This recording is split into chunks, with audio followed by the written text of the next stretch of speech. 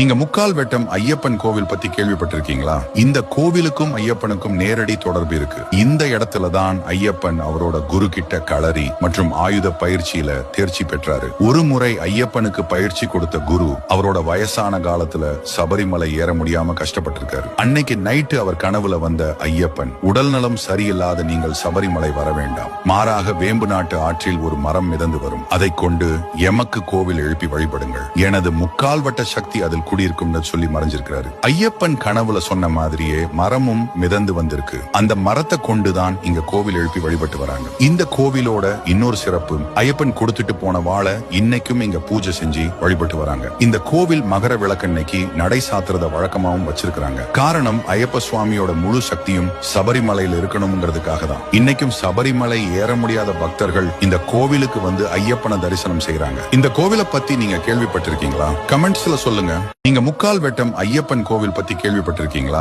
இந்த கோவிலுக்கும் ஐயப்பனுக்கும் நேரடி தொடர்பு இருக்கு. இந்த இடத்துல தான் ஐயப்பன் அவரோட குரு கிட்ட களரி மற்றும் ஆயுத பயிற்சியில தேர்ச்சி பெற்றாரு. ஒரு முறை ஐயப்பனுக்கு பயிற்சி கொடுத்த குரு அவரோட வயசான காலத்துல சபரிமலை ஏற முடியாம கஷ்டப்பட்டிருக்காரு. அன்னைக்கு நைட்டு அவர் கனவுல வந்த ஐயப்பன், உடல் நலம் சரியில்லாத நீங்கள் சபரிமலை வர வேண்டாம், மாறாக வேம்பு நாட்டு ஆற்றில் ஒரு மரம் மிதந்து வரும், அதை கொண்டு எமக்கு கோவில் எழுப்பி வழிபடுங்கள், எனது முக்கால் வட்ட சக்தி அதில் குடியிருக்கும்னு சொல்லி மறைஞ்சிருக்கிறாரு. ஐயப்பன் கனவுல சொன்ன மாதிரியே மரமும் மிதந்து வந்திருக்கு. அந்த மரத்தை கொண்டுதான் இங்க கோவில் எழுப்பி வழிபட்டு வராங்க. இந்த கோவிலோட இன்னொரு சிறப்பு, ஐயப்பன் கொடுத்துட்டு போன வாழை இன்னைக்கும் இங்க பூஜை செஞ்சு வழிபட்டு வராங்க. இந்த கோவில் மகர விளக்கன்னைக்கு நடை சாத்துறத வழக்கமாவும் வச்சிருக்காங்க. காரணம், ஐயப்ப சுவாமியோட முழு சக்தியும் சபரிமலையில் இருக்கணும்ங்கிறதுக்காக தான். இன்னைக்கும் சபரிமலை ஏற முடியாத பக்தர்கள் இந்த கோவிலுக்கு வந்து ஐயப்பனை தரிசனம் செய்யறாங்க. இந்த கோவிலை பத்தி நீங்க கேள்விப்பட்டிருக்கீங்களா? கமெண்ட்ஸ்ல சொல்லுங்க.